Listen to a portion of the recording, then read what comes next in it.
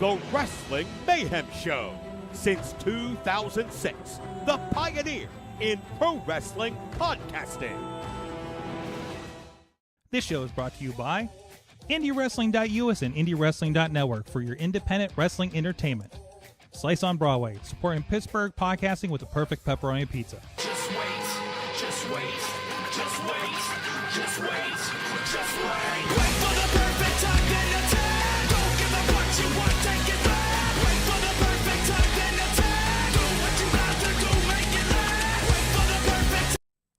It is a Wrestling Mayhem Show. I'm Mike Sorg at Sorgatron on the Twitter here in the Sorgatron Media Studios in Pittsburgh, Pennsylvania, here to have some mayheming. This is 894 Tuesdays. We've been talking professionalized wrestling. I have with me first from the Riz Cave is the Riz.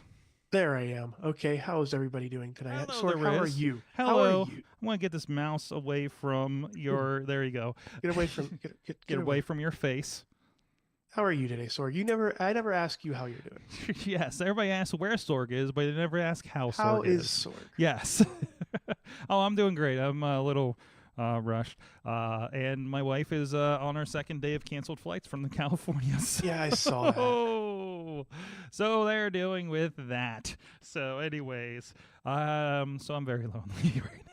So I can come visit you, Sorg. It's fine. well, I just had some friends over for the Awesome Cast. We had the Button Pusher, who I got in a lot of trouble back in PCTV in the mid 2000s. That's a story for another time for off air. Maybe you can ask me about that on Patreon, and or maybe after Patreon. And our friend Kid Mental was in. That's been hanging out on the Awesome Cast. So, I had a good time there. Anyways, we do also have with us is the voice of a lot of the stuff on IndyWrestling.us, the 2PW and the Renegade Wrestling Alliance that's celebrating their 15th anniversary this weekend. Tony Kincaid is with us. I am. I'm actually here.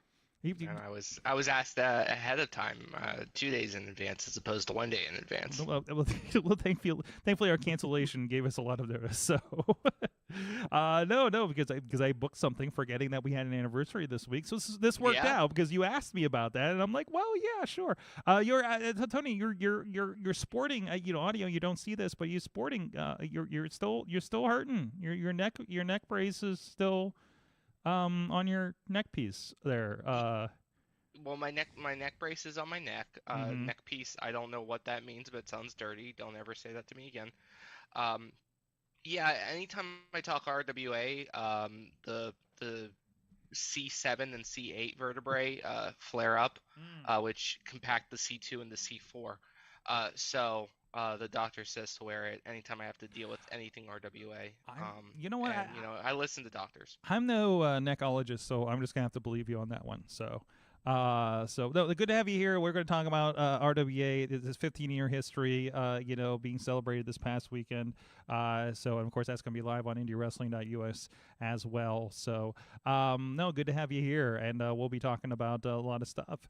Let's get into it. We'll get to RWA here in a moment, but there's a lot happening. My God, what a wrestling week we had. We had a really big weekend. GCW's doing a lot of stuff.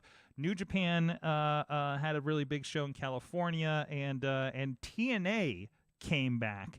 But before we get to that, I want to call out Matt Cardona being called out at the Emmys. Was it? Yeah. The Emmys. Yeah. The Paul. What's his name? Paul something. Paul W. Housen, isn't it? I don't know. I don't know. His handle is kind of weird. So let me grab this real quick. Walter Hauser. Paul Walter Housen. So apparently he was getting his award. I don't even know what he was nominated for, but he was I don't know. He was like doing slam poetry.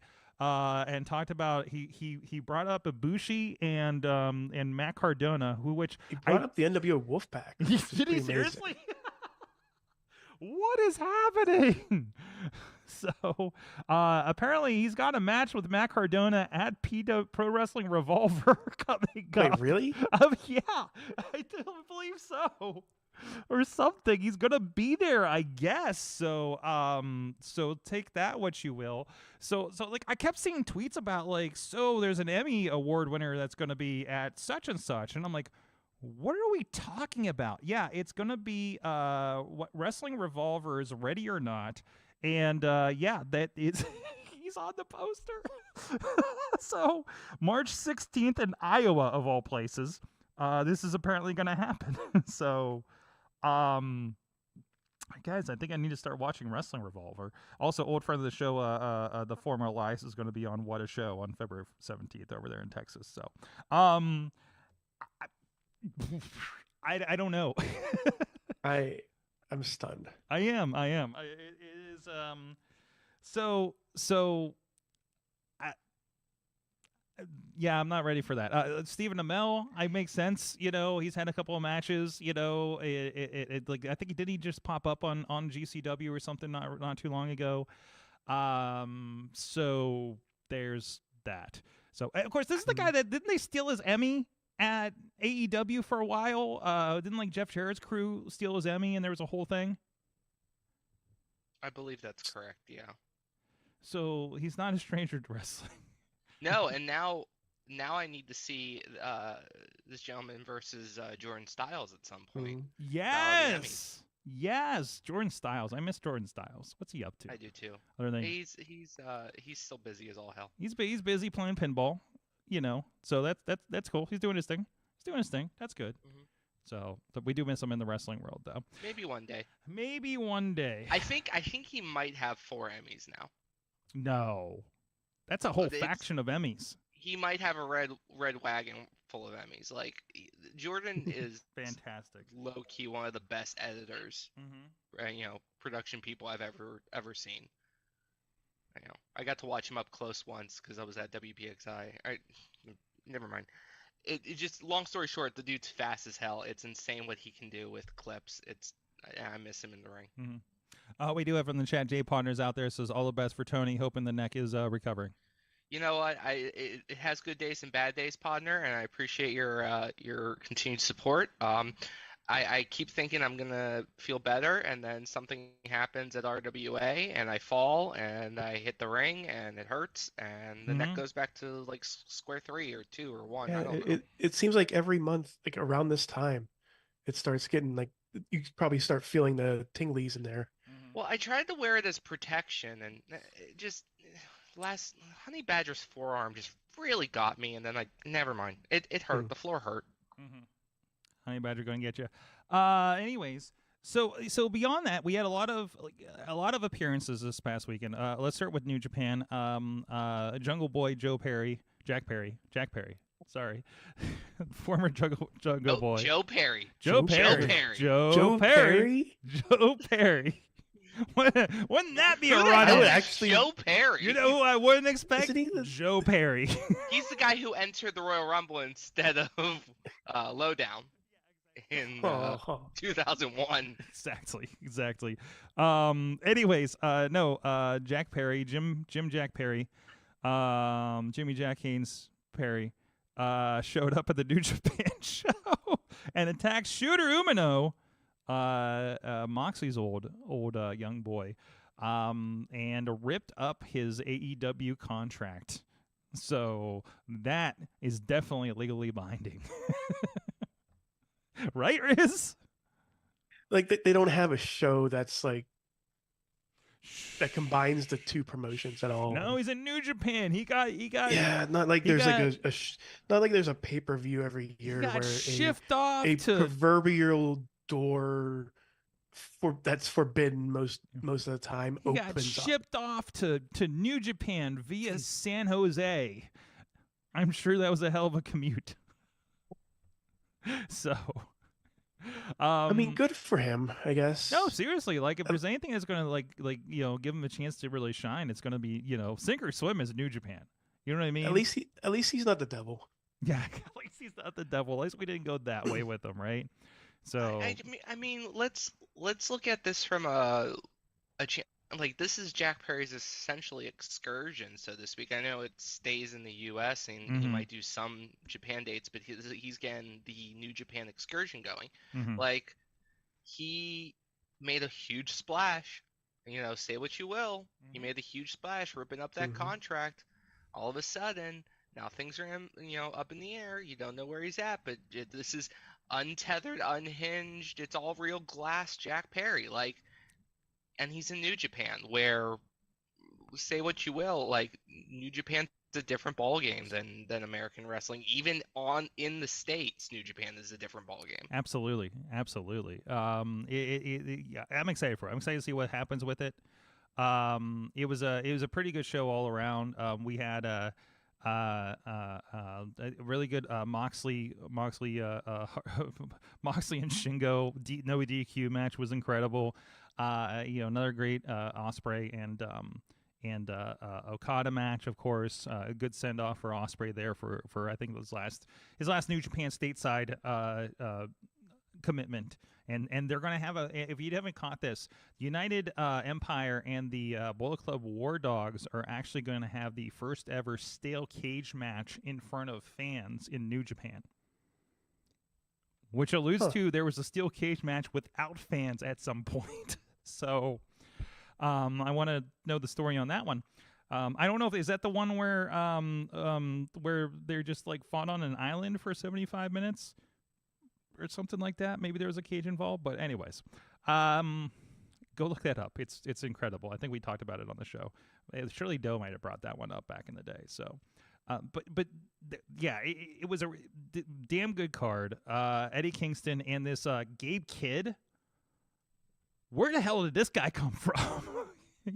He's intense. He's awesome, and now everybody's saying that he should be the leader of Bullet Club, not David Finlay, who's also been incredible. Like this is the hottest start to a New Japan year that I can remember. Like definitely since COVID, right? Like everybody's yelling, "New Japan's back!" There's a good vibe to everything, and it's really kind of showing. I think that American product is doing real well.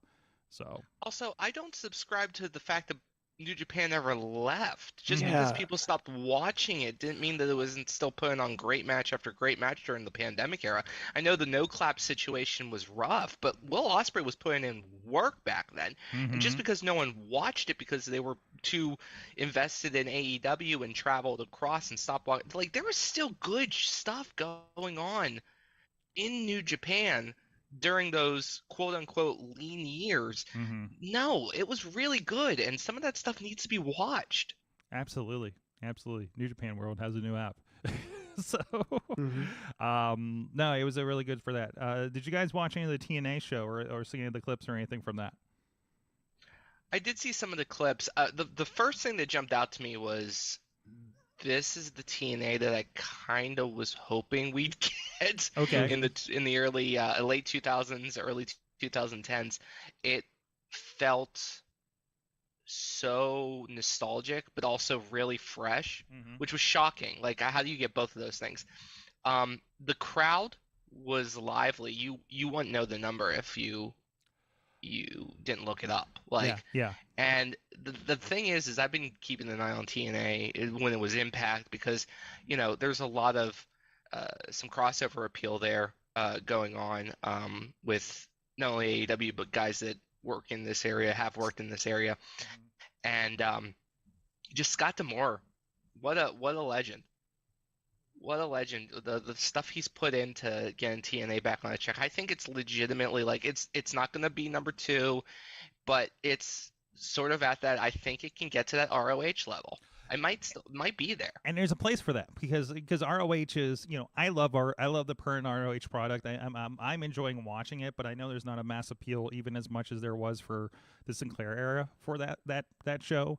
But it's AEW's NXT, like hands down. There's no question of that. It's not Ring of Honor. It's just AEW Light, right? So there's space for that kind of thing, right? TNA has a platform. They're on Access. They're accessible on YouTube and a bunch of places and internationally. So they have something there. It is a place people look for. I think this was said multiple times during the show, even around the show on Twitter. I was really big following Twitter on Saturday night with things. And, it was the place for women's wrestling. It's where women's wrestling has been innovating for the last decade, if not longer, right? That's where your true stars were going. And even if say, Trinity's only there for, this run and going back to WWE, well, maybe she needed that, much like in WWE, people drop down to NXT and come back, refreshed. Some people just freaking need that, right? On this creative platform, right? If they're just spinning their wheels, go see what I can do somewhere else and then bring that new attitude in. Impact is that, or TNA is that. Oh, this is gonna be tough. Say it right, Sorg. Well, I've said TNA off the cuff so many times. The only reason I gave a crap about saying it right is because I want to make sure I say the right thing to their faces whenever I ran into them at work. So, and now I have to go the other way. So, anyways, so no, it's been it's definitely been a good alternative. I think that's the vibe it's been missing. And they've been a rebuilding, and man, and if you talk to the people at TNA, they were very frank about, yeah, we know why we're in this position. We used to do this and this, and we don't do that anymore. So we don't get all the bells and whistles anymore. But we're gonna, they were like staying the course. Do they need the bell? Do they need the bells and whistles? No, they don't. They got down to what was important, which was what was happening in the ring. When they had the bells and whistles, that was their worst time for a product of professional wrestling. Yeah, it was shot well and it was in HD and all this stuff, but you can watch joke after joke about this stuff. Shout out to OSW Review. They're doing a review of TNA during they flipped over to the HD during the Main Event Mafia era. Those are big names, and the shows are bad. Mm-hmm. Shows are bad. Now these names are not. They're big names to us, and maybe they were mid-carders in WWE, AEW. This is also a good place, like you said, to refresh, because wrestling is not a monolith. You can come from the WWE, come back down. Dango is doing similar but different. You got Decay, which I don't think Rosemary would ever get a chance with her gimmick as it is. Back in wrestling. I don't think she'd ever get a shot in WWE or AEW, maybe AEW a little bit, but their women's division. And like you said, Sorg, if you like women's wrestling, legit, solid athletes going at it that just so happen to be in the women's division. This is, TNA was the place to be. Gail Kim and Awesome Kong put it on the map before the Revolution. Mm-hmm. So, we can't forget that. Not to mention that four-way tag was phenomenal. Seeing Crazy Steve is always a dream. I always love seeing Crazy Steve on with Hard to Kill. And of course, their commentary is second. And I got to sit into a thing with Tom Hannafan, do a one-on-one session with him to talk about commentary a few weeks ago before Christmas. So it was a blast to see what he told me about. And then see it translate on the big show with Matthew as well, and just it's a good product. It's a good product. And what a cool venue! I was sitting on. We were full disclosure. Missy was there for New Japan. We were working with New Japan on their streaming, so I run back up whenever she's doing that on the back end just to make sure everything's going well. If there's any tech problems, just to be on the line. And they're doing the testing and everything, and I'm seeing like early shots of the venue, and while I'm watching the TNA pay-per-view, by the way, and I'm just like, I'm struggling to figure out who has the cooler venue tonight, because they got a nice little kind of arena in San Jose, and then TNA's at the Palms, and it's like the concert venue there, and there's a really cool, like, there were balconies and things. I think everybody's probably seen the shot of Bayley and Sasha Monet, whatever her name is now, up in the balcony. They put the commentary up in the balcony, and then next to them was the French commentators and everything. I was just like, this is like a cool, like, Hammerstein-esque vibe that's going on here, right? There's a random guy in the third row with no shirt on during the women's match. That was a peculiar sight, but it was Vegas, I guess. So and they're pretty much right on the strip. They're not in Sam's Town. Sam's Town is like way off the strip, and they got it showed. So they had I did look at. So I don't know why I was obsessed with this tonight, just because I was looking at the two shows at the same time, and I was getting the word that New Japan was a sellout. I received a text that was like, yeah, they had 6 tickets left, when we were setting up, and of course they sold out. They did about 2,100. It was about, I think, 1,500 at the Palms for TNA. Again, I think they pretty much sold out there too. So, and also I'm obsessed with WrestleTix because on Twitter, because they do all the breakdowns of how many tickets were available, how many were sold, and things like that. It shows the setup, so you can see if they kind of cordoned off parts of things, in expectations or anything like that. So I don't want to be an attendance like nut or anything like that, but it's interesting to see on shows on this level too, because I think everybody's like, oh, this show didn't draw 10,000 people, it's a failure. And I think we need to get fans out of that mindset, right? Mm-hmm. Like the WWE way or bust, the 10,000 people in the stands, the things like that. Like, I don't think people know that if you're not in a big market and you go to a house show, there's maybe 2,000 people there. Like I've been to those shows in Elmira, New York. They do not do big venues.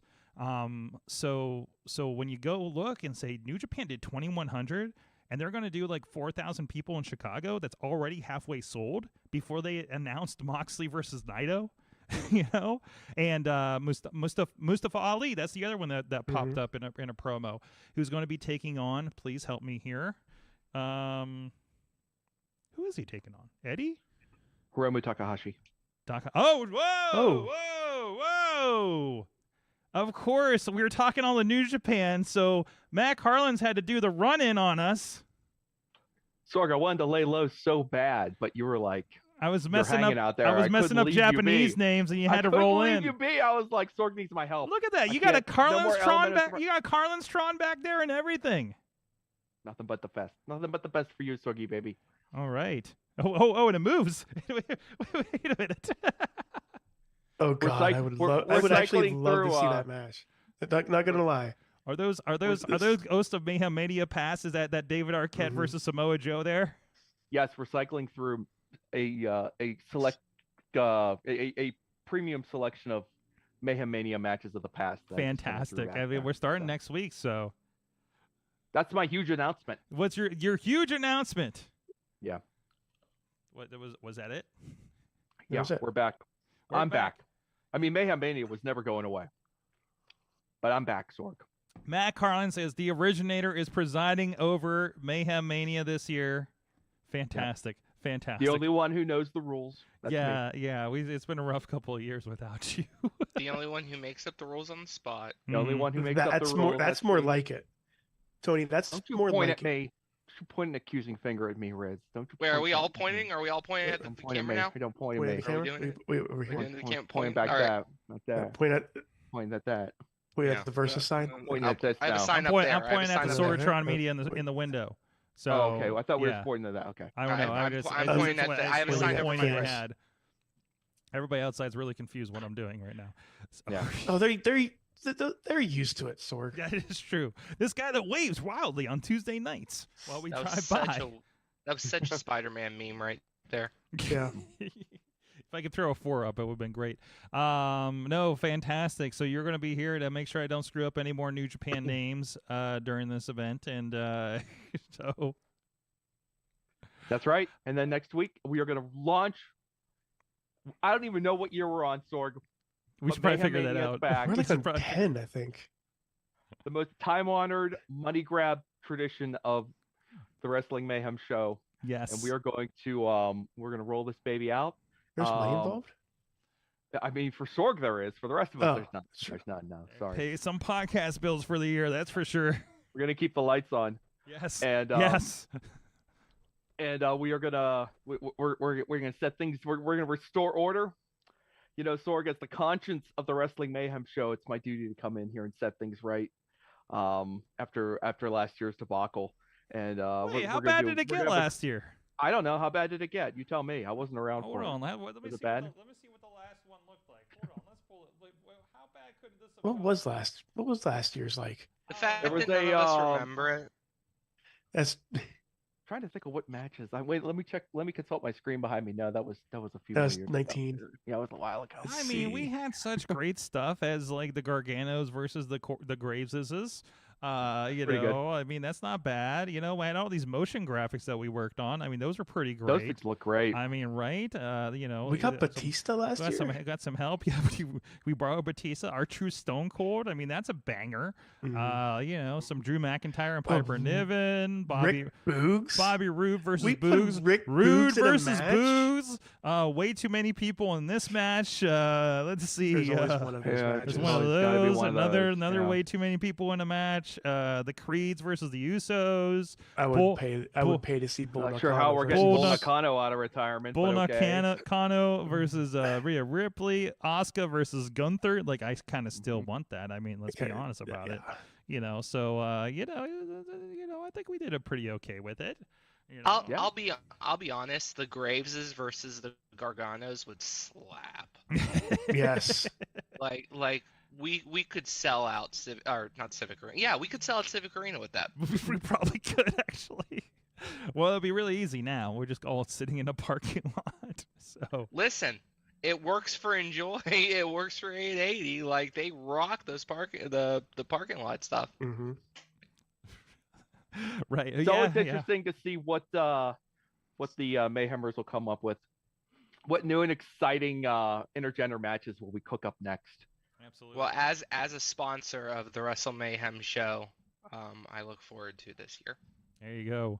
And speaking of, how can you become a part of this other than our guests and our hosts every week? Patreon.com/Wrestling Mayhem show. There are going to be extra bits for you guys that participate with the Patreon, of course. You know, thank you to our friends that do support us at our fan of the show level. Bo Diggity! Woo! I cannot do a high pitched voice as anymore. well it's as weird. Ed Burke, Team Hammy. Oh, jeez. Team Hammerfist. Team Hammy Fist. I almost said Team Bobby Fish for some reason. No, Sorg, Tupac no. family, Tupac family, Dave Prop Pop Partner, spouse of Rooster Affair at roosteraffair.com, Rats in a Trench Coat, Tony Kincaid, as well as Pizza Club level, Doc Remedy, The Riz, and Lance Fisher, and at the manager level, Bradley. You guys support the show too. Get it in early, and we will be bringing y'all in for the Patreon in the bank, whatever else we may be getting in there, right, Matt? I don't know. Are there new ideas? Is it? No, there are no new ideas. New ideas. There's going to be new ideas. No, there's going to be new ideas. No, we're getting back. We're going back to basics. Back to basics. We're going this is going to be like when Bill Watts started booking WCW and he had forgotten what to do, and he outlawed throwing people over the top rope, and there were no more mats on the floor. That's what we're getting. We're back to basics, Sword. All right, I'm ready for Spartacus. So no more Forbidden Door. I'm ready. We're never doing that again. I'm ready for Spartacus Ric Flair action here. Spartacus Ric? No, that was somebody else. But okay. terrible idea. We're not bringing Andre the Giant back from the dead this year. No. Okay. None of that. No. Leaving him Back behind. to basics. Okay. That's right. All right. Right. Something happening? Nothing is happening. Nothing is happening at all. Don't worry. Nothing is happening at all. Don't worry about it. It's somebody fine. gift that, please. Anyways, so next week, the fourth line will be here. Casey War and the other Brandon St. James. Oh, I'm tired. I'm sorry. The other guy, Brandon St. James. That can be his moniker. The other guy, Brandon St. James. It's either, it sounds way better than Wet and Wild. No. So they will be part of the first round or the matchmaking round of Mayhem Mania. So the opening round. The opening round. Yeah, whatever you can say so we don't have to number it is kind of what we have. These are hard and fast rules, Sorg. This is a tradition that we've been doing it every year. I can't believe you don't know how this goes by now. We do it the exact same way every year. No, we don't.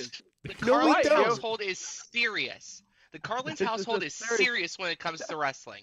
There is no chicanery going on. Absolutely. Tony, to quote a favorite movie, this isn't Nom. There are rules here. That popped me. Anyways, yes. Thank you, Matt. We're hard and fast. They're all written down here somewhere. I can't show you, Sorg, because that would, that would cause trouble. But I've got all the rules. They're right over here. I can't show it to you, but they're right here. Got a rule book, multiple volumes. Is it a spine notebook? Is it an iPad with all the rules loaded on it? It's multiple volumes. It looks like a Encyclopedia Britannica. We had one of those sets. It's on my shelf. Yeah. I was gonna say, is it just a so bunch of paper just scattered everywhere? It's Dave Meltzer's office, actually. Yeah, you're right, Rick. That's exactly what it is. Yeah, I'm actually worried about Dave Meltzer's office. So, hey, we're going to talk about. So, we're going to show a video here on the break for you guys on the video version of the show, and you can check this out over on RWA and IndyWrestling.us, the social media. No, that's a show notes. I bumped that. So this video that came up, Matt Carlin's. Before we get to Tony's opinion here, you worked on this video.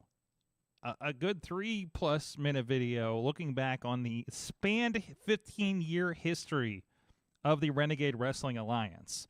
The longest promotion I have, the second longest relationship I've ever been in with is with Dr. Feelbad. I was just wondering, what vibes did you have from looking and digging through, other than why I know you text me while you were editing this thing? Oh yeah, just incredible. Just incredible. So much fun digging through the vast RWA archives and reliving so much of the history, because I didn't even, I have not been around RWA as long as you have, Sorg, so I did not even know some of this stuff had happened. So it was fun to just kind of like even, pull people aside at some of the shows and be like, hey, if we do this video, like, what are we going to put in this thing? And then they tell me something just outlandish, like, oh yeah, there was this time when like Wild West attacked another tag team with blow-up dolls. You should go find that. And I'm like, hello, what? So yeah, a lot of crazy stuff and a lot of exciting moments. It was a thrill to put together, and nothing but kudos to all of these fellas for taking the time to sit down and let me indulge my artistic flavor. So I could shoot a little cutaway videos with these guys. These guys are all great. So, yeah, this is some good stuff this here. Is fun stuff. So what was the, other than the blow-up dolls, obviously, what was the biggest surprise that you saw from the RWA history? It was definitely the Dr. Feelbad street fight with Kato, which had like everything. It was Sorg. This thing had everything. It had like 5 run-ins. There was thumbtacks. There were tables. There was fire. There was a barbed wire baseball bat. I think the barbed wire baseball bat was on fire. I think that's what that was. And it was just. It just kept going. It was incredible. You would think it would be like, this is getting absurd. The children were chopping Dr. Feelbad on the floor, not like DX chopping, like physically like hacking away at him. So yeah, it was that whole scene was incredible, because I was unaware that Dr. Feelbad had ever attempted to. By the way, I love the in a match. Hold on, let's roll this back, because I love the point where the Riz's introduction. There is a mother getting pow driven, followed by the unfurling of an American flag. I mean, in the hurricane. If you hear the music, it makes sense. Okay. Yeah, that is definitely a thing. So there's Jordan Grace, which I keep forgetting was like a part of this back in the day. I think there's Jonathan Gresham. Like a lot of great people were a part of this over the years. Yeah, so, Big Bill. Yeah.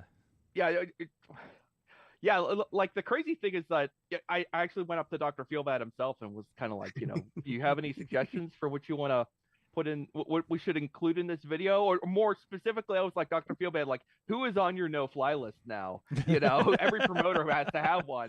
And just don't let me put anybody in here that you're going to be like, I never want to see this person's face again. Yeah. And he's like, oh, let me think about it.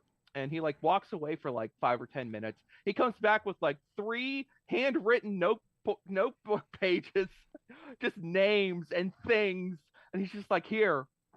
And this is during a show. This is show day that this happened. Before the show, yeah.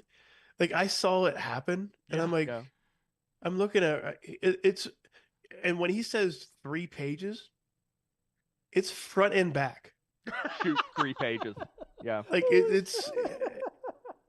It was a Dr. Feelbad memory dump onto paper, and I was stunned. And one of the other folks at the show I was talking to was like, I think you're good. I don't think you need any suggestions from me now. I'm like, well, if you think of anything, just let me know. Yeah, absolutely. But like the stuff where you see the individual shots with Feelbad and some of the wrestlers and Doc, and we shot that in a dark corner of the West Newton Gymnasium. So I was completely in everyone's business that night at that show. So I appreciate the wrestlers not appearing to be too super annoyed by my presence, as I just kind of like was going in and out all night and bugging people. So I love it. Appreciate them sharing their space with me, helping to make it possible. I think they're pretty happy. I've gotten a few compliments from them too. So appreciate all that. All the positive feedback is always good. I really enjoyed telling the story because I think RWA is a pretty special promotion, and I've grown very attached to it from going to shows almost every month now. So absolutely, it's a lot of fun to do this. Nobody's as excited to go to the promotion they're assigned to as Matt and I love when and this is like, you guys are behind the scenes, you have the production meeting and everything, but there's little things you don't get told, the little things that are going to happen in matches. And I love when they hook Matt and he's on the headset. It's like, is he going to do it? Is he going to do it? Is he going to turn on him? Is Johnny Norris going to turn on Patrick Hayes? Is this the night where it happens? Yeah. Me in the headset being like, oh my God, this is it. And then what happens. Oh my God, that was I love that. And that's the ender. I love that's the ender is that was just like nothing. I was like, I had that burned into my mind. And I was just like, nothing can follow that. Nothing can follow. That is, if you don't know, it was Chris Taylor giving a cutter, the ugliest looking cutter I've ever seen to Dr. Most devastating. Hold on. Not ugly as in execution, as in murdering the individual. He murdered Feelbad.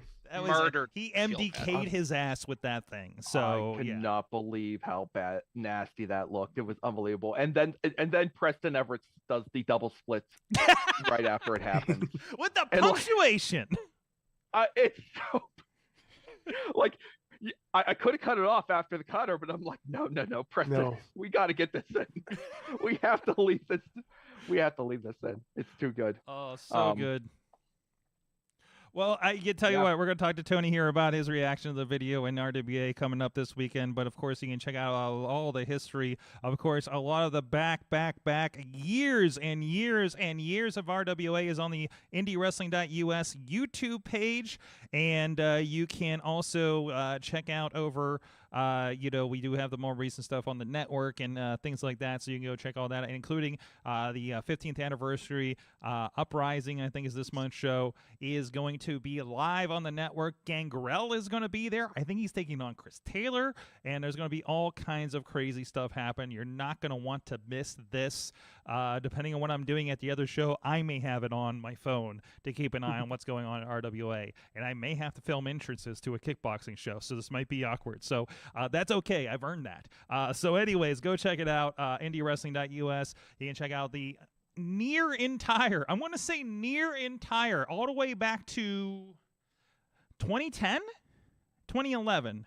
I think you're missing like 4 shows in that. Are you serious? Like it's like I think we're missing the first year of RWA, and I don't know where they're at. I think you have parts of the first year. I might have to rewatch, but I have to look. I just remember March to Victory and Corey Grace was there. So he was there for one or two shows when I started filming again for RWA. So, but anyways, I can't think of anything that has as long and as consistent. It feels like that's not a large bar, but like consistency is it, isn't it? Like I mean, the lows were not that low at RWA, and everybody has them. There's a roller coaster of the booking goes up and down, the crowd goes up and down, but really, it really didn't. Like, we're talking about the up and downs are like a matter of 50 people in the crowd, and on a bad night, and those 50 people are like die-hard fans. Yeah, they can make it sound like 200 people there, but like I mean 50 people like up and down from the 250-ish, so like and those people are like they're all stricken with COVID, so or something like that. I'll say this before and save the rest for the next segment, but like I'll take 50 RWA fans over 200 whatevers. Like, I know 50 RWA fans, they're going to hate my guts, but they're going to cheer for who they like. They're going to boo who they hate. And they're pieces of trash, but they're RWA's pieces of trash. And there is no better crowd if you want to watch a wrestling show that is equal parts unhinged and artistic. Absolutely. And it is, as you say, the last Wild West in Western Pennsylvania wrestling. No, it's the last Wild West in wrestling, period. Like, GCW is close, but they're too polished for us. We're Tombstone every day. Every show is Tombstone. We are the last Wild West. We're the last frontier. Every day is Tombstone Your Mom Day at RWA. I will piggyback off of that. RWA is the indie for people who think they don't like the indies. That it will turn you, it will grab you immediately. It is what you're looking for. It is a little pinch of Southern wrestling mixed with some other things. So it's something special. So Tony, you've been a part of RWA for how long now? Oh God. 18 November 2018, I think, was my first show. So do the math. I'm 6 of the 15 years. You've been there for about 50% of at least what we've captured. At least what you have. Yeah, and I was in that Matt's video once. That's right. I mean it's only since about last year that I stopped thinking of you as the new guy. So, you know. Well, there goes your Patreon subscription. So go F yourself. No, it was a great video. I was amazed with some of the things. I was amazed with how many of these events or the moments that he captured that, as an outsider, I remember hearing the rumblings of, because when you're sitting in the stands and you're on the outside looking in, you're watching different shows and you're hearing about this little place in West Newton called RWA that's unhinged, and they pile drived one of the wrestlers' mothers, and there was flaming bats, and they lit the ring on fire, and they threw a fireball out of the fan, and there was a riot, and like you're hearing all these things, and you're like, what? And now I work for the company, and I'm like, no, I get it. Yeah, no, that's right. You're like, why is everybody else so tame?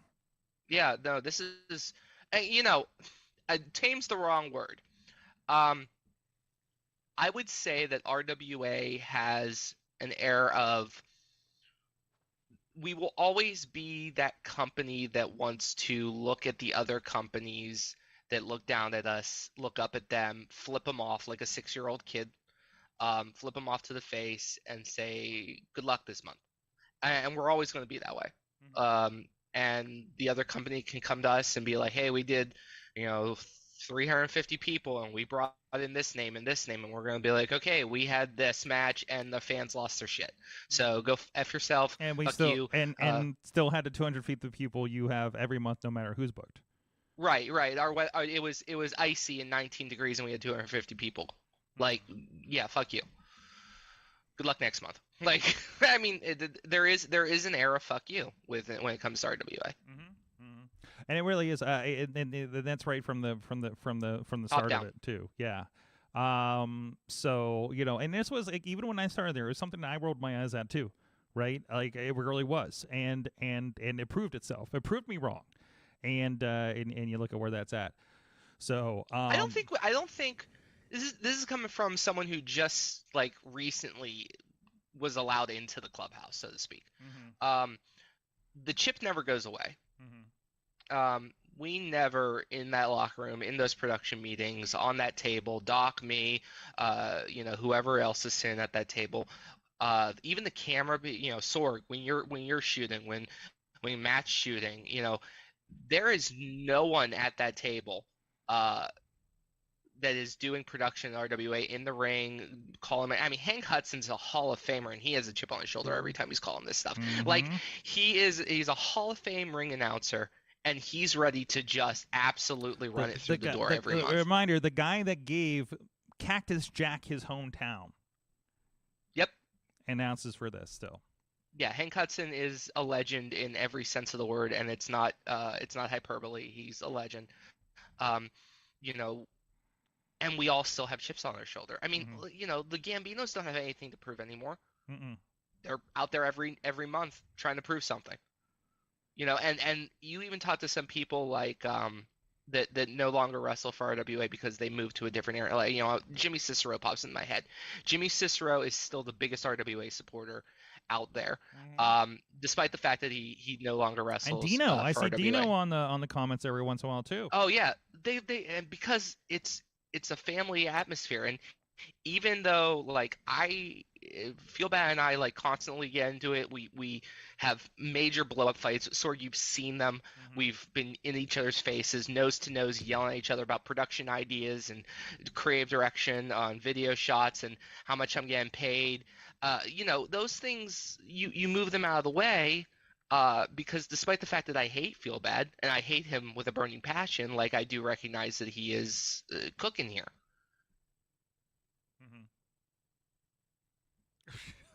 What is happening in the Slack? I'm so sorry. We'll get to that later. Yeah, no, absolutely. And it's, it definitely Feel Bad. It's a guy. Feel Bad is a very decisive guy too. It's definitely somebody that I've had my issues with in the past too. So, but I think that shows the power of what's happening here.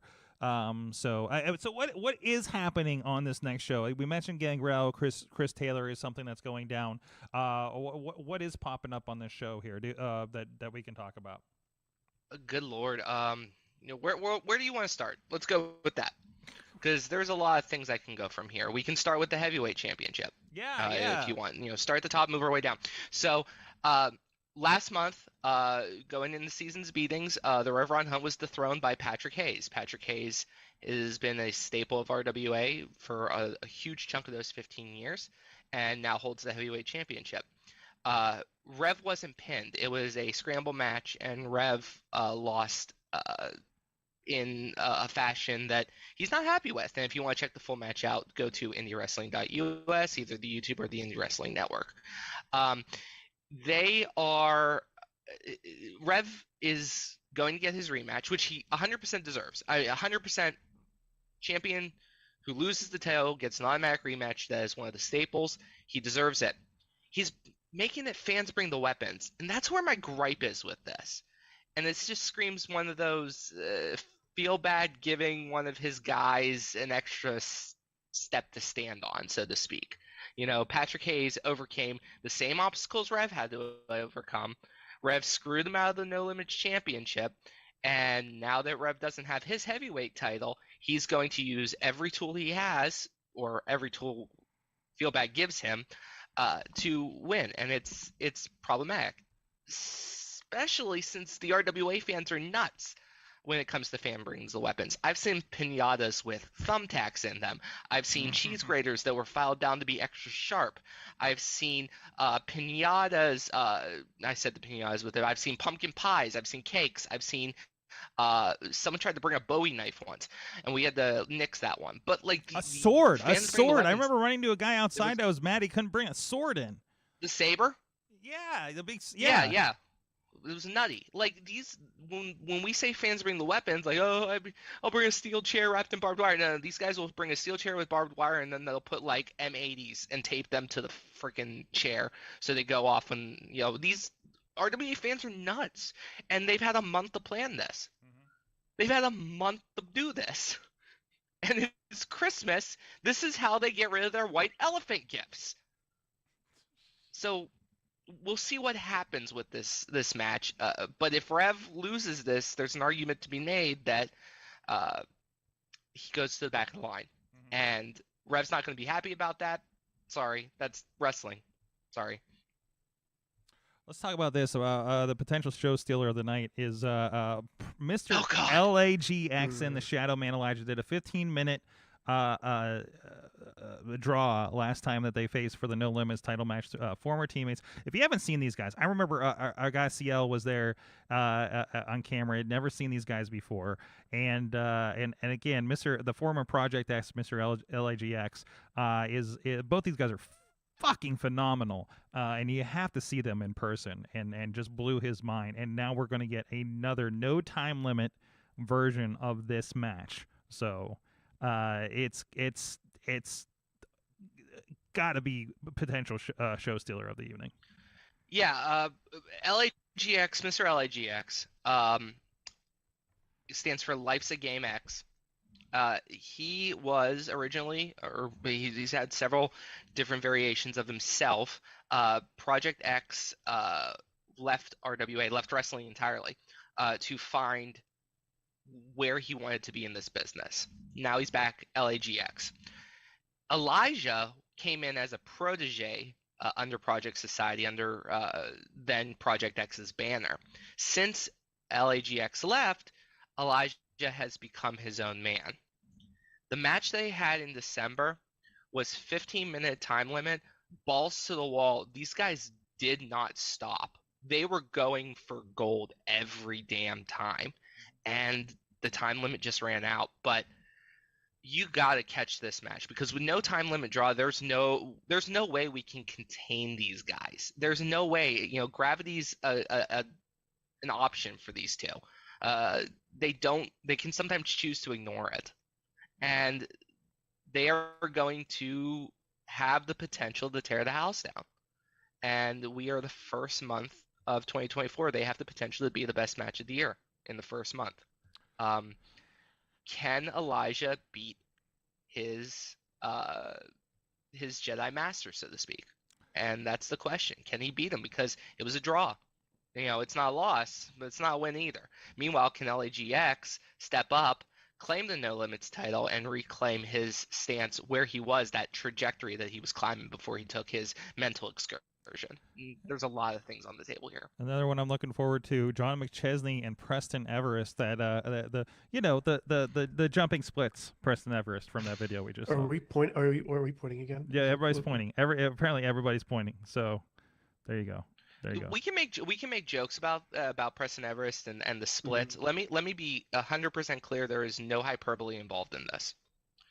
Preston Everest is one of the best talents in the Pittsburgh area, bar none. End of period. Period. End of discussion. McChesney is one of the best vets. Period. End of discussion. Preston Everest's climb last year was amazing. He's looking to see 2024 as a year where he finally hits that ceiling and punches through it. To go up against McChesney, if you have a win against Big League, that is so rare, especially for someone as young and as talented as Preston Everest. If Preston Everest can get that, the sky's the limit. He is going to have to be considered by RWA management and all of Pittsburgh independent wrestling as a serious contender for titles. Absolutely. Here's another one I'm looking forward to. A big debut at RWA. Former 880 champion, friend of the show, Michael Emrico. Forget the M, whoever did graphics, against HL Supreme, sometimes a super hentai. Well, he seems to be using it off and on again, so I think we're safe to use it again.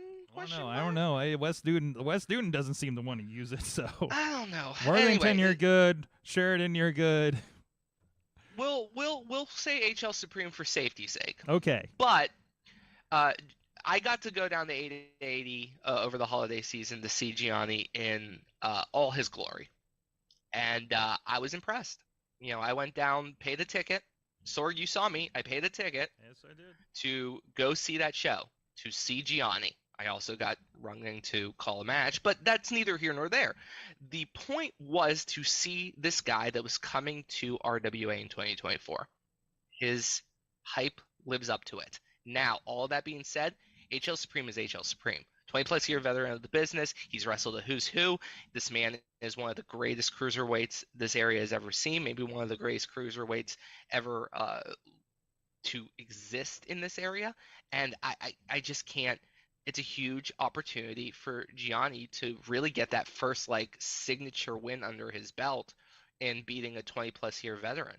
Mm-hmm. And that's a huge mountain to climb. But HL Supreme, he's a beast. So speaking of veterans, the Gambinos and Warhorse for the RWA Tag Team title. Yeah, Warhorse is the champions in this one, and Gambinos are furious about it. And you look over there, you got MED, you got Paul Atlas flacking them as the Gambino family. Warhorse is gosh. I'll ask Aaron in the chat. There's some people who actually consider Warhorse underdogs, despite the fact that they have really had the Gambino's number in matchups. Mm-hmm. I don't think you should be overlooking Warhorse in this situation. I really don't. The Gambinos are tough, obviously. They've wrestled everywhere. Japan, they've wrestled multiple up and down this country, and they have held multiple tag titles. They are the best in Pittsburgh winners for a reason. And I think And I think you are. I believe we do have another women's match coming up as well.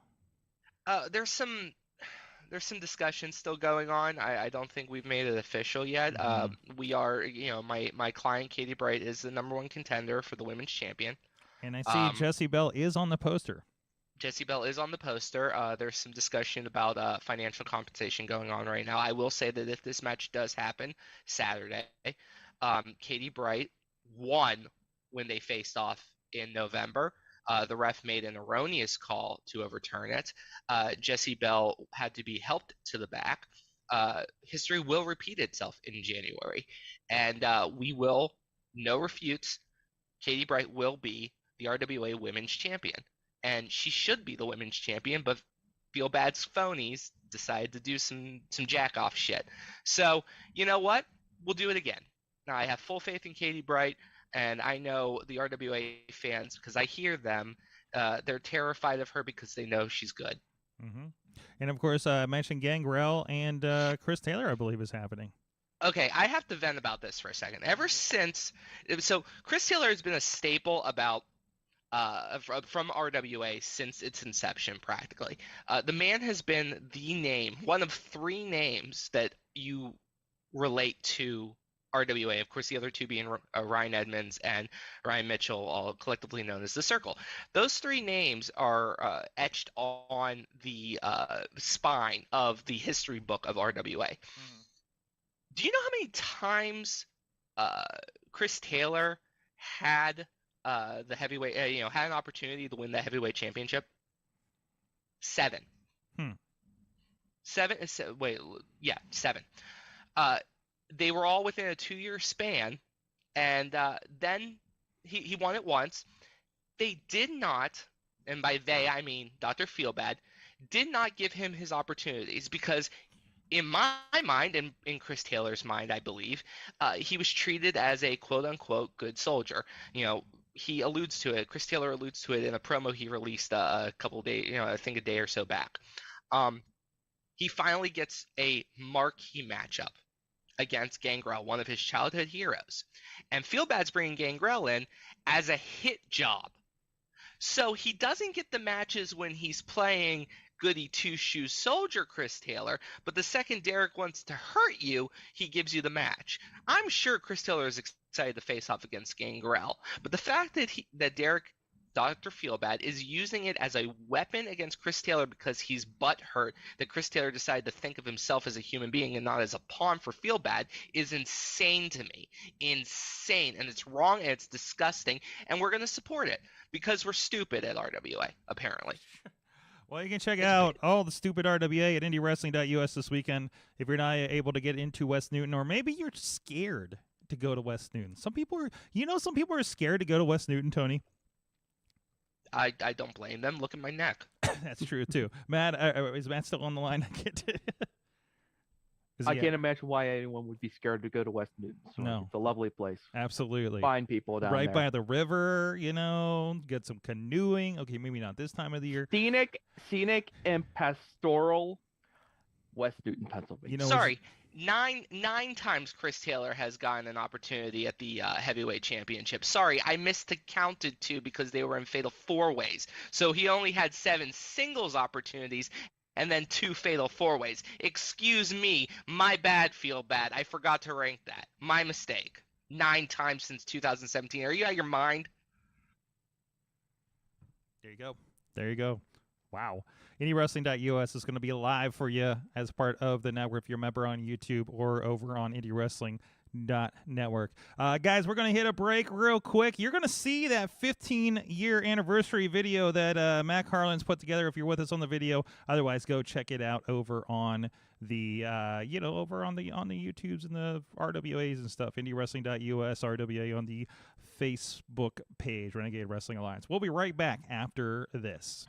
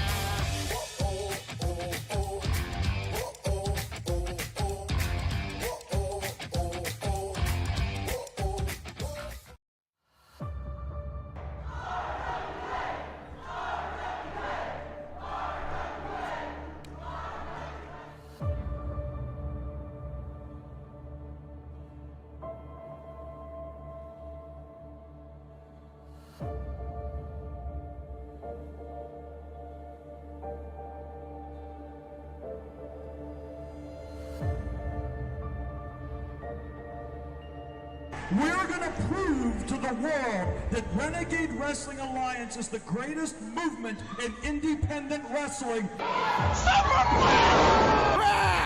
of the Wrath! Oh! Second rope! Oh, welcome to hell! There's Hayes, and oh my goodness, we have a new PA Regional Champion! Oh my God! Oh my God! No!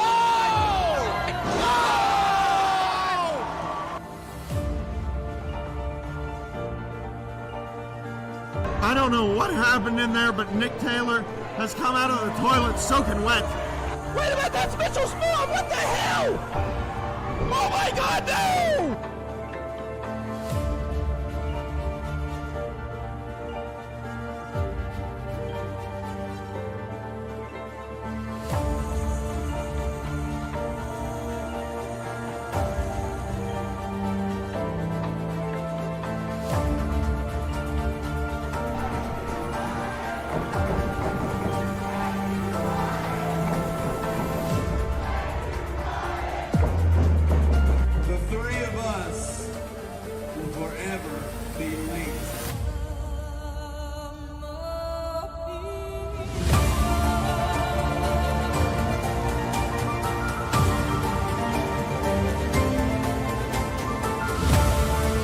Comes the man of tomorrow, coming in hot as Super Nova! Unbelievable maneuver! Look at Chris Taylor, going again, looking like the new RWA team. Oh my God, look at the ring! Oh my God, it's right over! Can you believe what we are seeing right now? The circle is back! The original circle!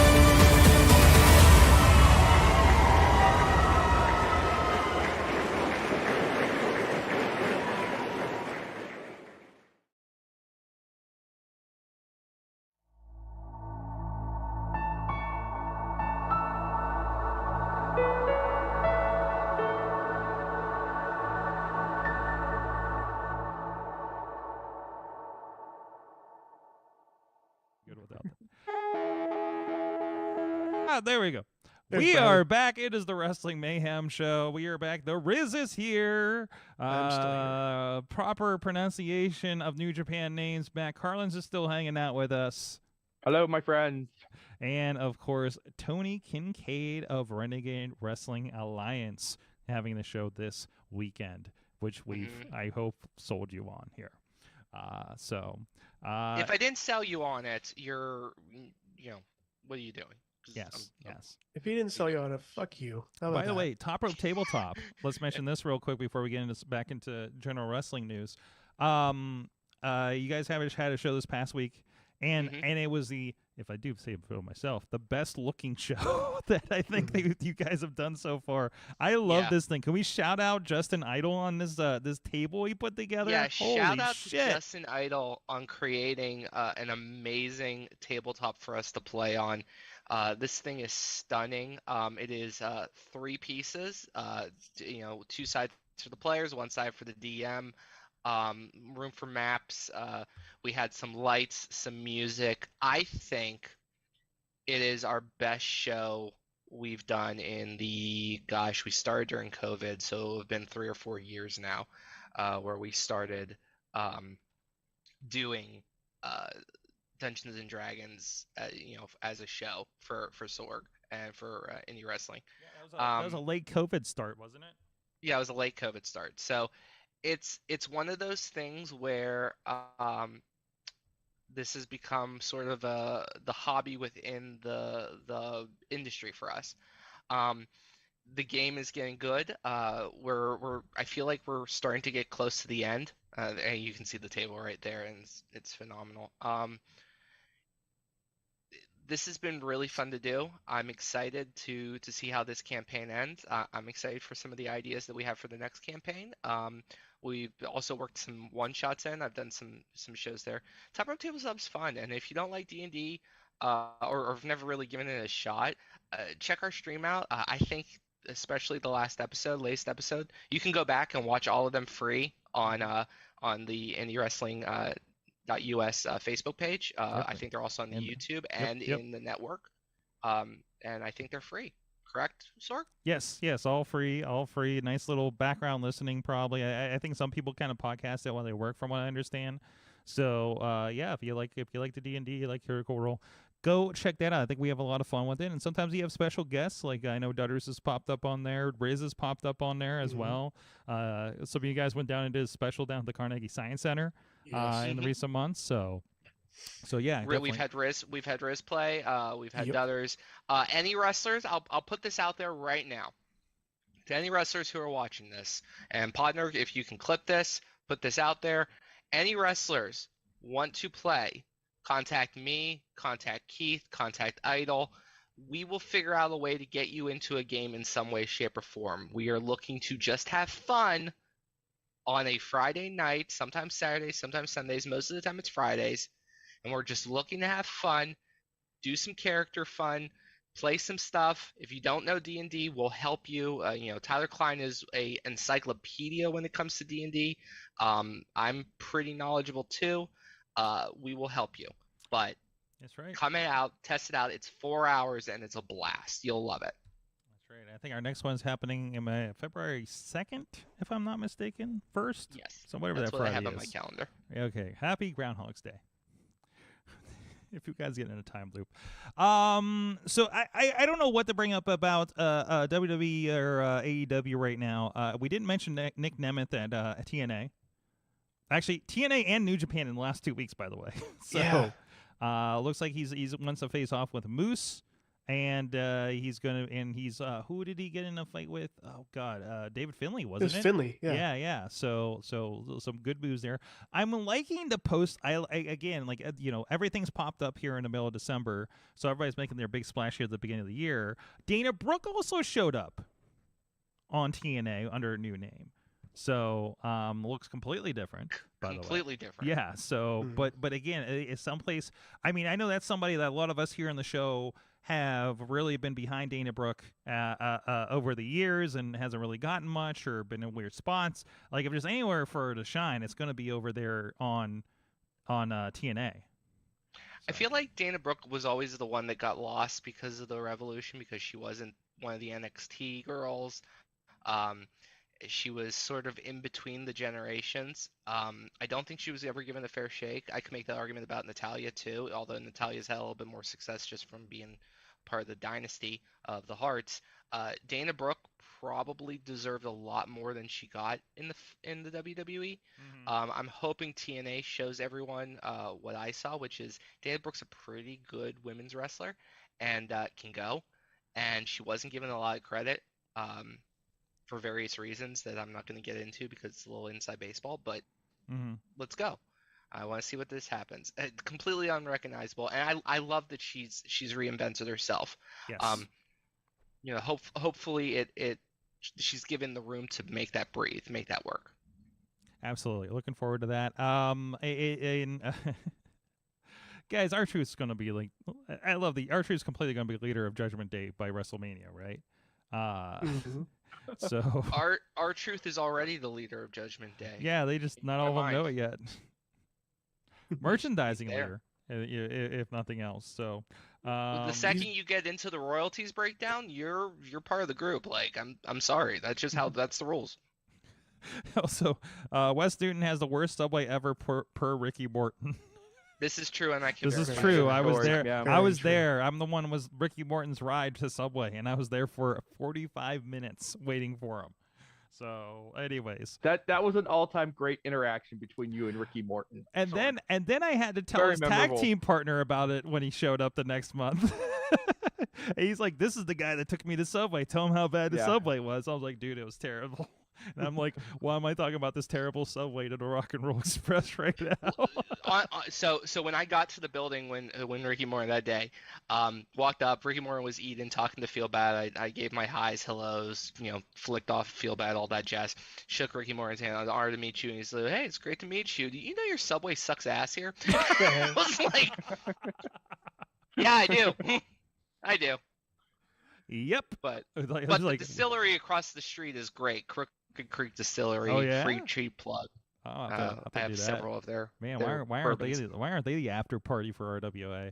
So, but anyways, because they like to go to bed at a good time. Yeah, exactly. Very, very true. If other places could do it, why can't RWA? Right? Do we want an after party for RWA though? Like, I mean, in the long run, I don't know if that would end well. So I'm going to plead the fifth on this one. Okay, yeah, we're moving on from this one. Okay. What the hell is AEW doing this week? Deonna Purrazzo.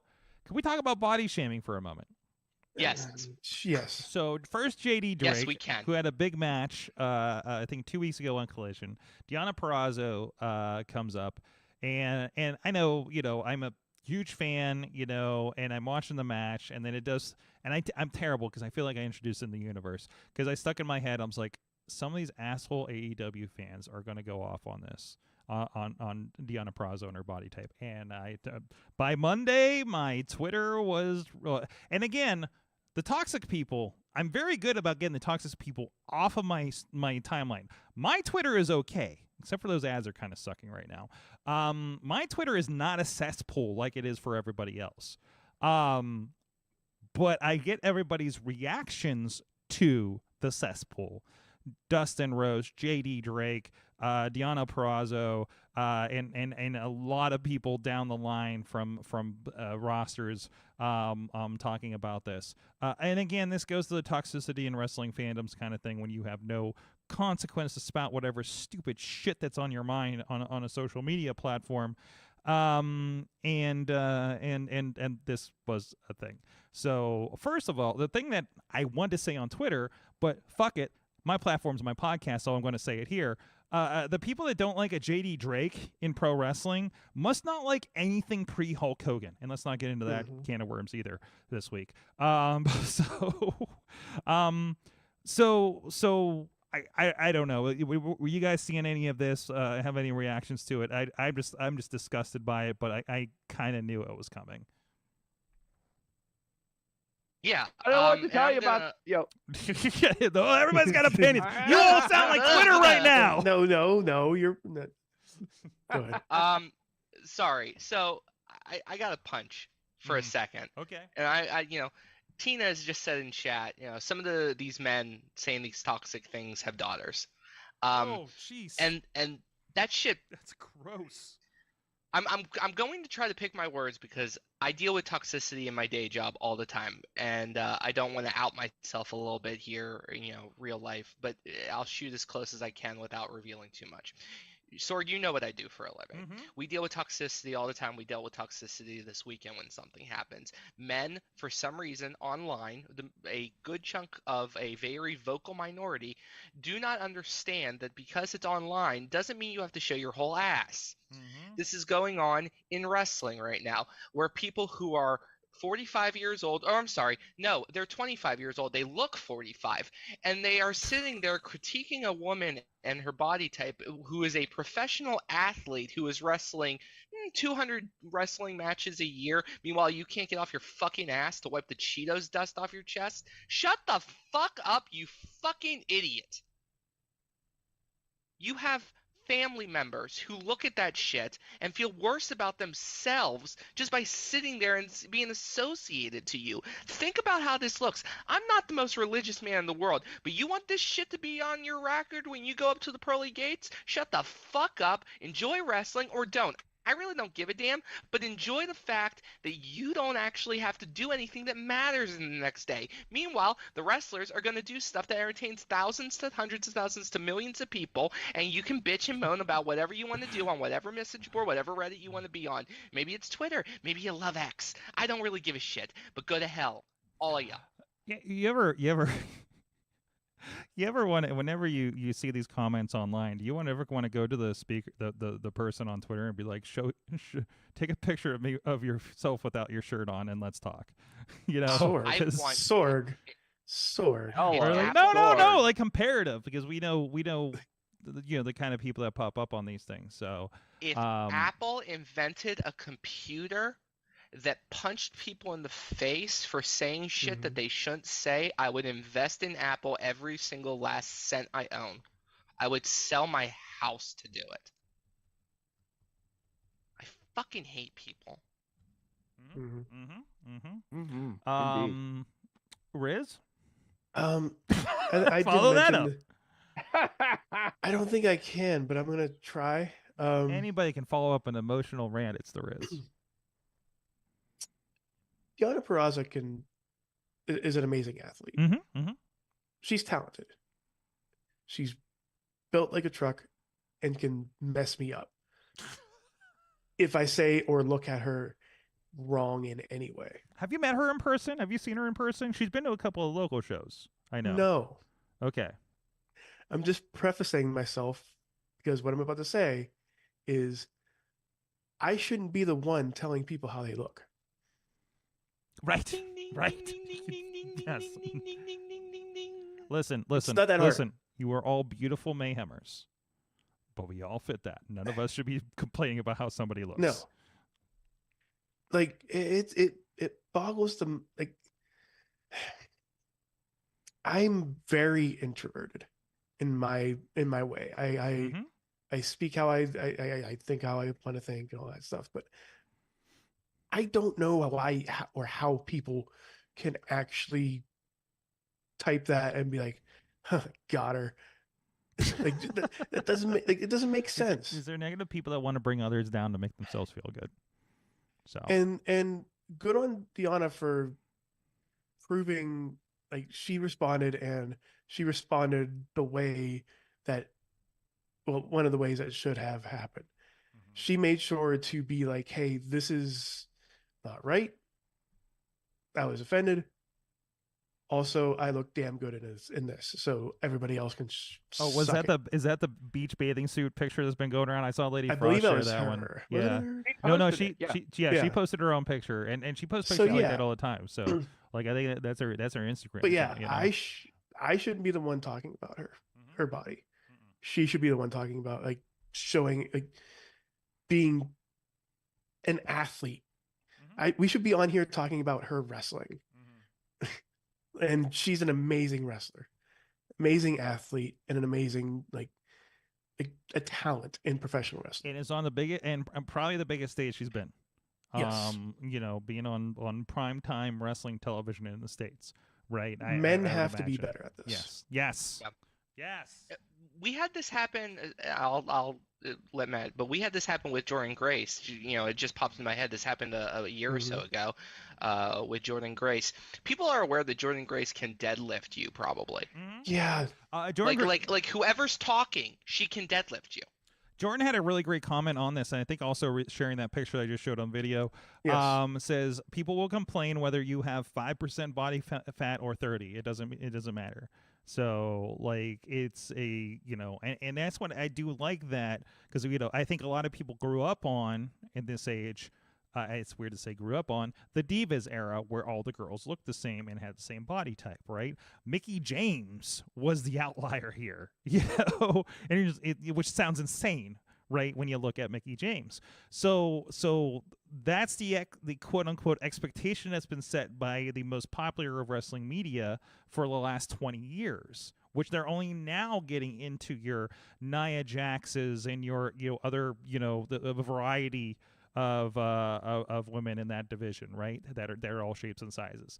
So as part of that, you know, on top of whatever the mainstream media depictions and things like that. So like, no, absolutely, it's gross. Matt, you have no daughters. No, I don't. But I hope daughters. You're treating your sons how to talk about women.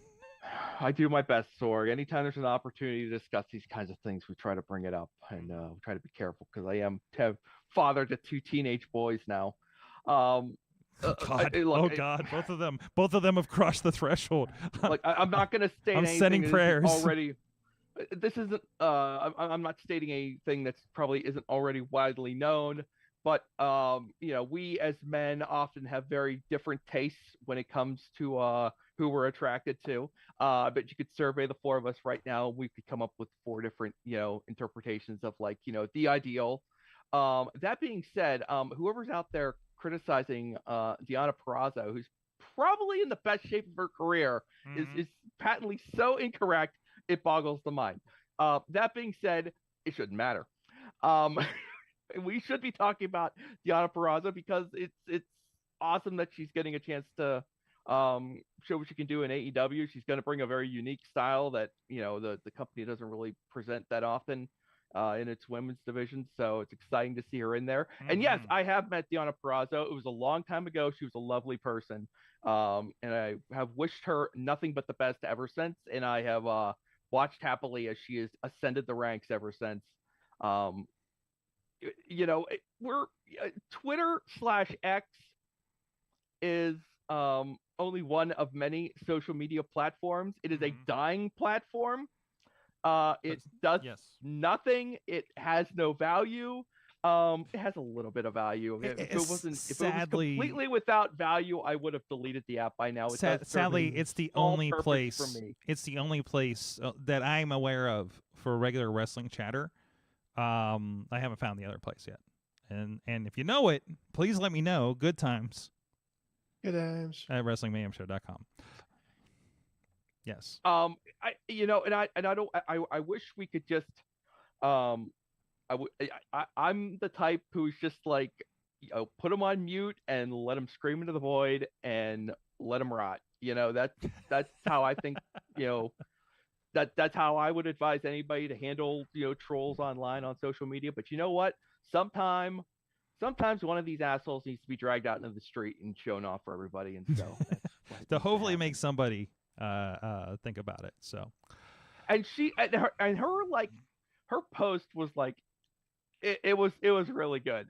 It was just incredible. She's like, you got this to say, but you know what?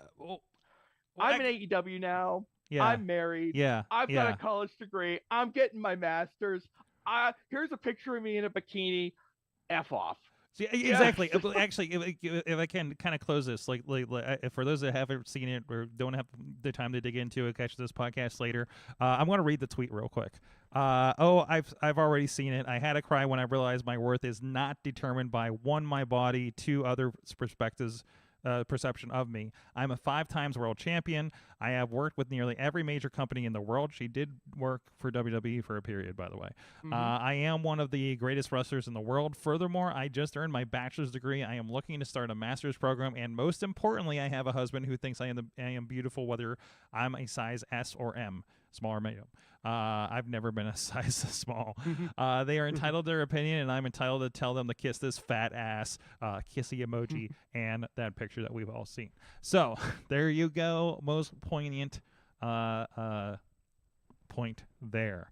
So you know what? Like in wrestling, like we cannot have a homogenized world of pro wrestlers. You need different people. You need different people. That's how it works. Styles make fights. Right. You're not just different types of people. Yeah, you need Willow Nightingale just like you need Riho, because those are stories as old as time in pro wrestling. And just like we represent for gender, nationality, sexuality, and things like that, like body type is another thing of representation. If you're like, man, a guy that looks like JD Drake can do this, like maybe I can, right? You know, like it is bonkers. It is wild to me to watch guys like Drake and Samoa Joe, who are bigger guys, but have the cardio to do a 20-minute, 30-minute match like crazy, right? Like that is just like, I don't know the math there to make that work. And I'm going to keep doing my core sessions and work on that. So, we shouldn't have to talk about this. Like No, absolutely, legitimately, absolutely. wrestling, it like any other sport has different body types in all divisions, in all gender and non-gender ring work here, and we know who's a good wrestler and who's a bad wrestler. I mean, we've seen, God, the 80s were filled with a bunch of people with 0% body fat and couldn't work 6 minutes. Okay, so that's not the end all be all. The fact that men, the men are body shamed every once in a while, but when the women get body shamed, it is so relentless that it just doesn't stop. Just anything involving women on the internet. Look at Gamergate. If you know the background behind it, it's a very, very disgusting and ruthless situation that happened over there in the gaming community. It's always that case, and it's this instilled historic male toxicity that gets us here, So hey, you know what? Either way, no matter where you're at on this, we can all I know I got a body by Slice on Broadway, New York City style, yins are made, Beachview, Carnegie, East End, North Hills, and a few other locations. Go check them out. Support our friends, sliceonbroadway.com, and thank them for supporting the Wrestling Mayhem show and the Tuesday night podcast here at Sorgatron Media Studios. Your segues for Slice on Broadway get a lot better, Sorg. Okay, I gotta get out of here somehow. So, and I just went with it. So, anyways, shit. Tell us what you learned from wrestling this week. And I did kind of step things up. I think it was Podner. I kind of co-opted his what I've learned. No, actually, I learned Truth should be the head of merchandising, and the NXT women put on a slapper of a Battle Royal Fatal 4-Way. Why don't I remember that from last week? Let's see. Okay, because it was tonight's Sword. Was that tonight? Oh God, it's Tuesday. Yeah, I'll catch it Thursday when it's on the cock. Okay. NXT was cooking tonight. Listen, I'll catch it Thursday on the cock. I thought Tony was saying Tombstone, not Tombstone. Okay, catch it up here. Well, I'm getting this so I don't forget about what everybody learned. Let's see. No, that's just what you were saying. That's I know they're in here. I lost it. Oh, well. Riz, what did you learn from wrestling? Oh, come back to me, Sorg. Matt, what did you learn from wrestling this week? I learned that it's probably time for Tony Kincaid to see a neck specialist. You think I haven't? I'm worried. A better one. You think I don't see a chiropractor 3 times a week? A better one. Or monthly? No, 3 times a week. No joke. Like literally 3 times a week. My neck is fucked. It's too bad you're not in better terms with Feel Bad, because I understand he has some magic hands. I would not trust that man's hands near my neck to save your life. Okay. T's and P's, Tony. Thank you. Yeah. Oh, what was that actually? What was that actual match I was looking for? So keep going. All right, you're what? Tony, what'd you learn from wrestling this week? RWA is 15 years old. What? It's crazy. Yeah. It's crazy. It's nuts. It's crazy. And they survived, and thank you to me for the last 6 years being amazing. Just amazing commentary on the IndyWrestling.us our YouTube page, the network page, also here occasionally. Just amazing stuff by your voice of RWA, Tony Kincaid Doc also. But mostly me. Okay. I learned that if you're working a show with Jon Moxley, make sure you watch your stuff. I was sent this one. This is a fan cam of Moxley entering the San Jose Arena, and he's coming around. And are you ready, production people, if you're watching this on video? He's stepping up to, he found a table. No. Oh, my God, that's the soundboard for the venue. So I love you're watching this and watch the guy. Oh, he reaches for something. He's reaching for something he doesn't want him to step on. So and he's got a water right beside the soundboard, I believe, for the venue. So that was fun. So Moxley respects / disrespects his surroundings. So I thought that was kind of a fun deal there. Okay, I'm not going to be the one to tell Mox to get off the soundboard. Oh, I'm not fucking telling him either. No, fuck no. I like to see that he respectfully disrespects the audio equipment. Yes, respectfully disrespects. He's not like he. No, I'm not going to drop names. Name names. Name names. Name names. Name the wrestlers who are making my cameramen wet. Who's on Sorg's Do Not Fly That's right. list. That's right, Jack Pollock. That's right, Derek Dillinger. How much breadth, how much distance do you want me to give Gangrel during his entrance on Saturday night? Take it from the side. 10 or 15. Take it from the side. Yeah, I want you to get up really close. There was I think CL got a spray from Gory at one of the shows recently, and it was like the first time he shot Gory. I'm like, oh yeah, I forgot to tell you he spits. Fun little, since we're talking about RWA, I'll share a fun RWA production story.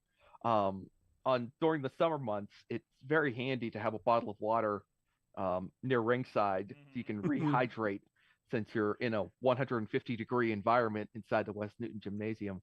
And on one occasion, I had stashed my water bottle underneath the ring, and during one of Ryan Edmonds' random rampages, he goes underneath the ring, finds my water bottle, picks up my water bottle, shakes it off at somebody, and then just chucks it across the floor and gets me wet at the same time. It was an amazing feat of just like not only eliminating my drink, but also making sure I got wet too. And he probably didn't. Do you think he knew it was my drink, Sorg? I don't think he cared. I don't know. I always think these guys never don't care. Think anything of me, but then I start to think maybe there is a connection there. So I'm never Matt, sure. I can tell you as someone who's known Ryan Edmonds for a few years now, he does not know who you are. Good. I mean, all right. Okay. Well, maybe next time. Who was it that? I forget who was. Chachi lets me know who he doesn't think knows his name sometimes. Shows. And it's kind of fascinating. And I've had to correct him a few times. I was like, oh no, they know who you are. And he was like, yeah, but they don't know like my name. I was just like, no, but I think they wrestling know who you are. So it's like it's a different thing. Like you are a known entity here, you know. Even if they don't know your name, like don't take offense by that. So it took people at RWA like a couple years to really get down who I was, like my name. I got called Timmy a couple times. The fans knew it right away because they were like, "Fuck you, Billy Kool-Aid." Thank you, Church, for that one. But you know, it just takes some time, and you're not in the back. But I mean, honest to God, we appreciate everything the production team does. You know, all the way from Chachi to Mike Carlins to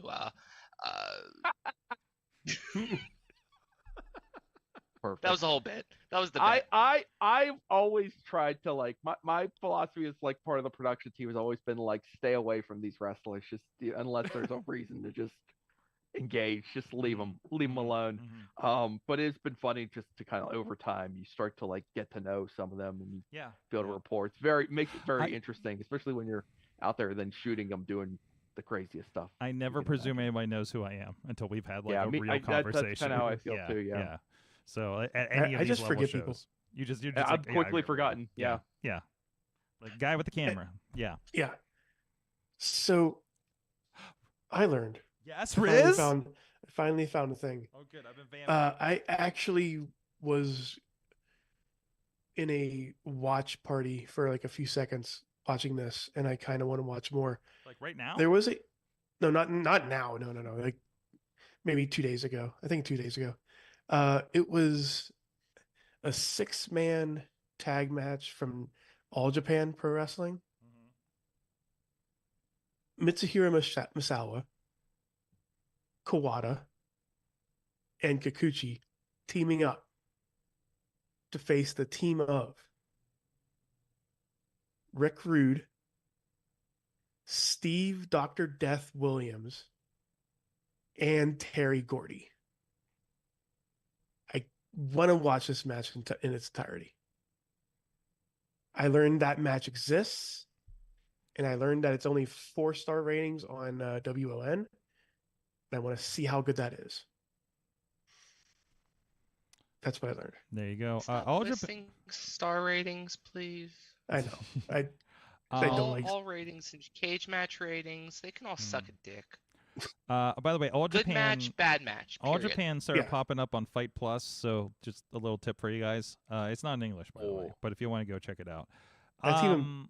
Why you sound like that's a bad thing, Sorg? No. Wait, I'm just letting you know if you want to check out like new All Japan. I hear there's some good stuff happening there. And actually, which one had? No, that was that DDT that had Jericho last month with Takeshita. Thank you. Takeshita.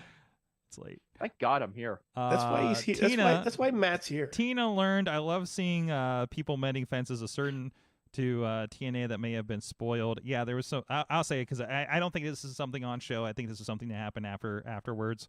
Okada is in the ring and he kisses the TNA logo and says, "I don't hate TNA." for what they did to him on his excursion. He had a really weird gimmick apparently back then, so it was those days.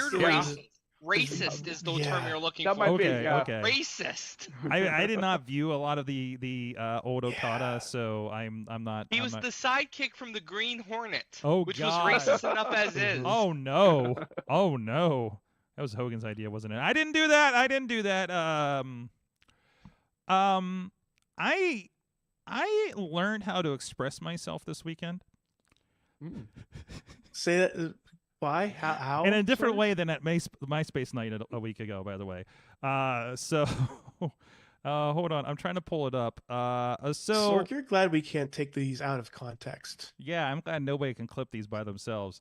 Yeah. So I was while I was tweeting up a storm on Saturday. I shared a tweet of I was really excited about this like I opened up the new Noah show that happened over the weekend, and there was like a really cool Boca look, and this guy had this cool jacket, and of course Sam Adonis knew him. So so I mentioned about like I need to watch this show after tonight's 10 hours of wrestling between TNA and New Japan and the 3 hours of Collision and / Battle of the Belts and everything like that. I watched it all by noon the next day, by the way. But anyways, so Adonis says to me, "I don't know how you do it, Sorg. I still watch more than anyone you know. Yet I still watch more than anyone you know, and after 3 hours of wrestling, anything contemporary, I'm done." And he and I have had conversations about like normal wrestling and keeping attention. So. Again, I got to write this, and I just wanted to read this. So this is I've never put this down. I said I breathe this stuff. I want the entire Baskin Robbins. I want to be the best producer I can be, so I'm watching the production cues and the camera moves. It's my two passions together. And Missy hasn't been home for a month. So I don't know. It just really kind of boiled down how I do feel this stuff, and I'm just like, why am I still watching wrestling? Why am I not pulling up, the Godzilla show that I want to watch, or this or that, or the other thing that I have to make extra time to go watch Echo when it all dropped last week, right? And this is it. Like this is the thing because you can't point out Hardcam. Yes, Hardcam sucks in the Godzilla film. Hardcam's over there. It's over there. No, it's over there. No, it's over there. They're shooting it like pro wrestling, so why not? Hardcam for Godzilla versus Kong was on Mount Fuji. Yeah, exactly. So no, it's that's it. I want to be at this stuff. I've had plenty of great opportunities, but I will go to. I went to freaking dirt wrestling in Tennessee when I could, because I want to experience it all.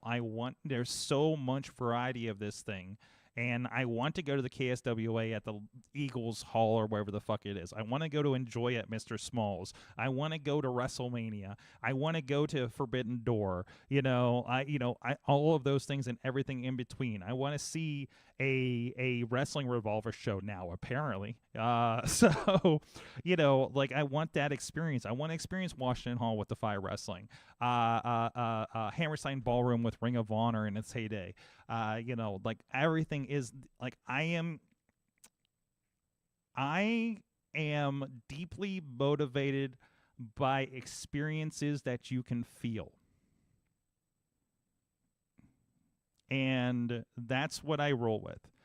That's why I go to the Gathering. That's why I go to Hall of Wicked. That's why I love going to like RWA, because you feel it, the wrestle tingles, if you will. The Washington Halls, the Hammerstein Ballrooms, the ECW Arena. I'm there for the experiences. I'm there for the feeling, the rush, if you will. And there's nothing like, you know, a few hundred people, 50 people in some venues in different places, you know, that are all feeling a vibe. They're all into it, and you feel the energy of people. This is why I used to just walk around the mall when I'm by myself when Missy's on the road or something, because I just need to be around people and feel a vibe. Less so these days on that part, but so I avoid the mall at all possible. But that is it, and I want to experience this. I want to watch all of it. I want to know all of it as much as I possibly can, you know, because I'm entertained and informed by it for something that I want to do. So whatever that is going to be, whatever that end goal is, I don't know what the fuck that is right now, but that is what I'm here for. And that is my lifeblood right now, is that kind of stuff. And the feeling I get with you guys here every Tuesday night, Wrestling Mayhem show, 9 p.m. Eastern time, live. Thank you so much, Matt Carlins, for coming back on the show and previewing Mayhem Mania starting next week. Next week, opening round. I'll be here, keeping things in line. Bring your matches, all you idiots. Come on, let's get some good ones this year. There you go. Don't worry, mine's going to be on go. First round. It's fine. The Riz is here as well. Plays games with Dutter. Is going to play again on January 31st. That was really fun. I'm still confirming our potential guest. Like playing Backyard Wrestling 2 with like Andrew WK as one of the characters versus was it Sanjay Dutt or something? Versus Sanjay Dutt. Major Guns was there. This all sounds like a weird. It's a fever dream. It's a wet fever dream. Yes. But yeah. I don't know what the theme is for this next one. If we get the guest, it depends on a lot of factors. If we find the game we're looking for, and if we get the guest, we have to do what the thing we wanted to bring the guest in for. So we'll see. But if you are interested in playing NFL Blitz on Super Bowl Sunday with us, hit us up, DM us wherever, and we are working on something for that. Now, I got a question for you about that, Sorg. Is it the original NFL Blitz? Or is it the NFL Blitz where you can, like, break bones and Well, I mean, it was probably going to be the GameCube one you played last year. But, okay, I mean we could have fun and just throw back the N64 one and just roll with it. So, it's a possibility. So just get the arcade game. We'll put quarters in there. And I'll just put a camera on it, I guess. Yeah, so Tony Kincaid, he will be announcing, commentating, and slipping ringside, I guess, maybe potentially here this Saturday at RWA's Uprising show, 15th anniversary. Is going to be, if you can't be there in West Newton, RWAlive.com for ticket information, and of course streaming on IndyWrestling.us, IndyWrestling.network. Yes, and check it out. Here's 15 years and 15 more after that, and hopefully you guys enjoy it. There you go. Or not. Fuck you. I'm at Sorgatron on the social medias. I will be at Extreme Kickboxing in Akron, Ohio this weekend. What? That's what I'm doing. That's what I got booked, man. So I'm going to be doing some tech things, helping out with the production there. I'm not running the production, but I will be running cords and plugging things in, I guess, and getting weigh-in pictures, I guess. I got a media situation going on. So I will there and be sneaking in on the RWA view during my in-between rounds, I guess. So thank you, everybody. If you're on Patreon, we will have a little bit of post-talk going on here that we posted to your account, wherever that is. And, of course, you know, the audio versions on the feed. If you go through the Patreon, through the RSS feed, you'll get the Patreon extra bits through the audio now if you're set up for that. There's help how to do that on patreon.com. I think I've never done it before. I just use the app myself, which is very nice, by the way. Thank you, everybody. We'll see you guys next time. Mayhem out. Just wait, just wait, just wait, just wait. Wait for the perfect time, then attack. Don't give up what you want, take it back. Wait for the perfect time, then attack. This show is a member of the Sorgatron Media Podcast.